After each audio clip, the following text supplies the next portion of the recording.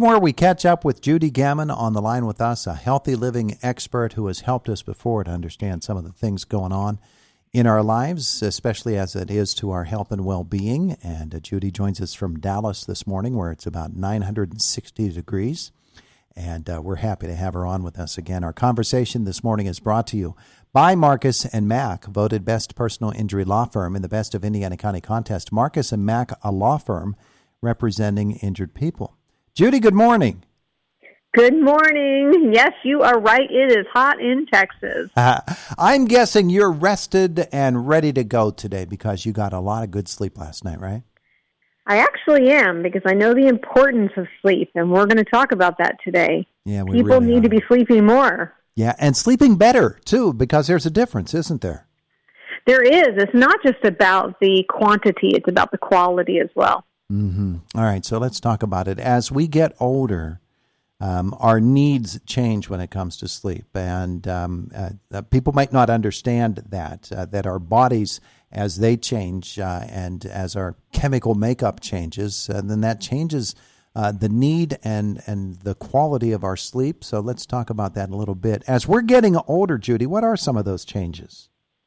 Well, a lot of people tend to get up more at night, especially after 50. A lot of that has to do with hormonal changes. Men tend to have issues with their prostate. They have to get up and go to the restroom in the middle of the night, and that's definitely interrupting the sleep cycle. We really need to get a good 7 hours of sleep, and that is a consistent 7 hours. That's not getting up and such. So making sure that we're doing all the things that we can do to get that sleep and get it as long and as deep as we can is so important. So we hear that teenagers would need 8 to 10 hours of sleep a night, but a little bit less for us as we get older? A little bit less for us. You know, one of the things that we tend to not realize with teenagers is their circadian rhythm actually has shifted. They tend to go to bed later and they need to sleep later. And for us adults, we want to be like, why are you being lazy? You should have gone to bed earlier. And sometimes that's just not possible. And so there can be a little bit of contention in the home over that.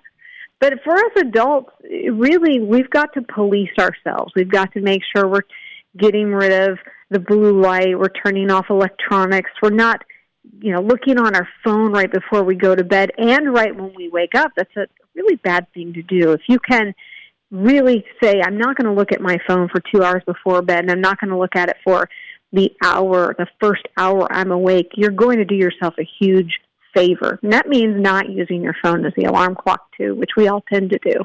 Judy, help us understand as well what we're doing through the course of our day, the activity levels that we're doing, the caffeine that we're ingesting, the various things. What are the keys through the day that are going to help us sleep at night? Well, a few things. You're spot on. Activity is a big one. We didn't see such problem with sleep back in the day when we chopped our own wood and we went to gather our own things. But as we tend to be sitting more, and we're all, they say sitting is, the new smoking, we're all doing less and less activity. And as we do less and less activity, our body really thinks it can stay awake longer.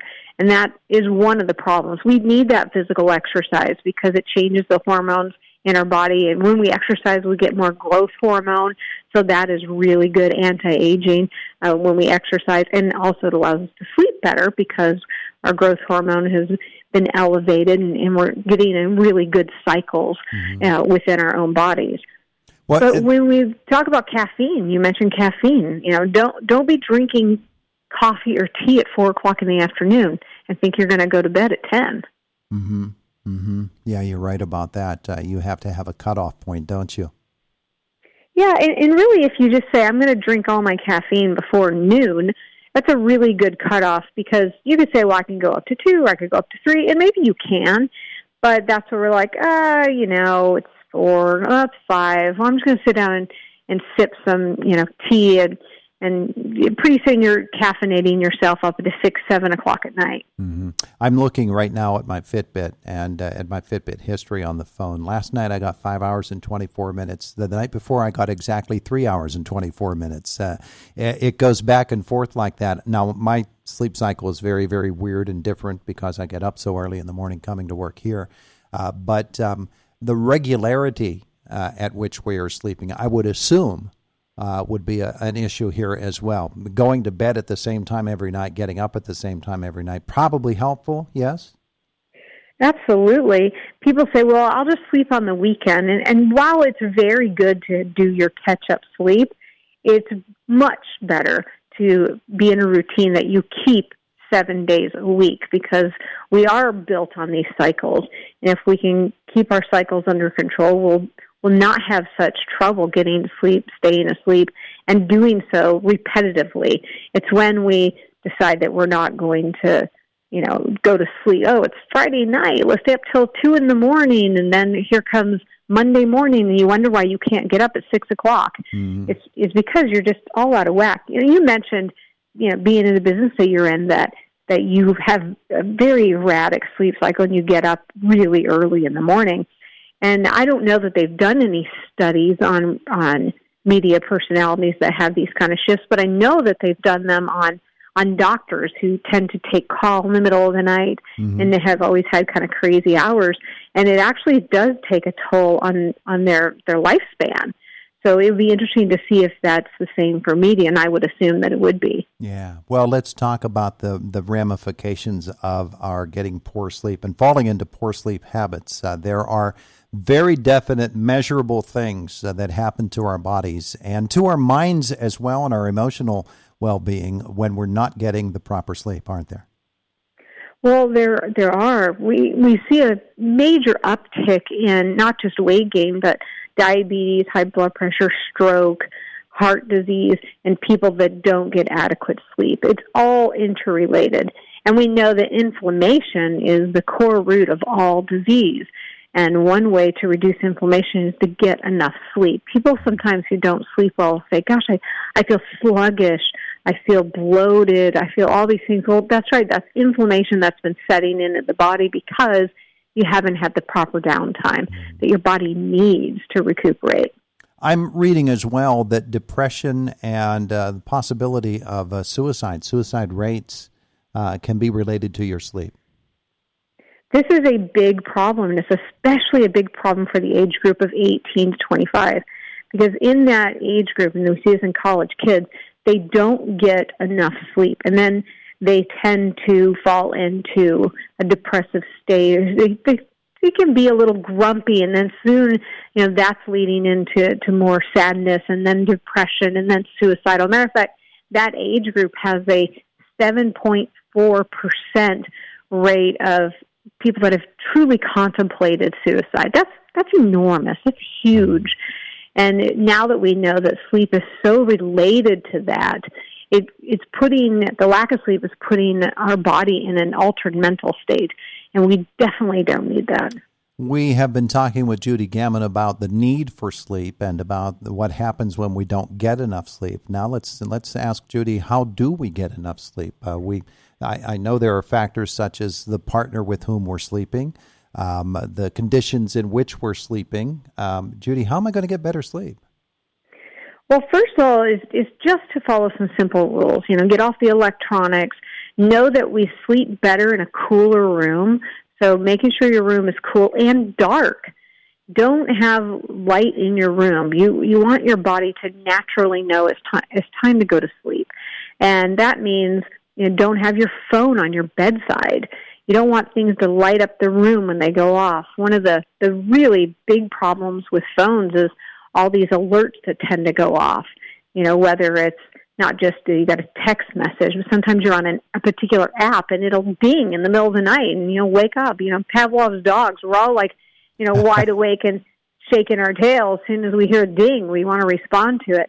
So we have to be really mindful of the environment in which we are sleeping. And you mentioned, your partner. If your partner is snoring or has some kind of issues, get those checked out, because snoring is a sign of sleep apnea. But also, snoring is not indicative of all sleep apnea. You can have sleep apnea and not be a snorer.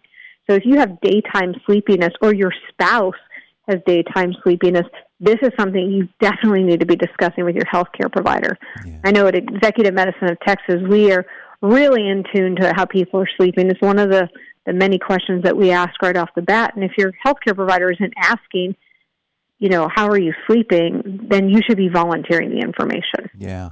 You mentioned light, and a couple of moments before that, you mentioned blue light. Tell me about that. Well, blue light we can get on our phones, we can get on our tablets, we even make apps to reduce the blue light, although I'm not sure that solves the entire problem, and I'll explain more in a minute. But blue light actually tells our bodies that it's daytime. So we naturally want to get up with the sun and go to bed when it's dark. But as we're looking at electronics, our brain is being told it's not time to go to bed. It's still daytime. And this has been an ongoing problem.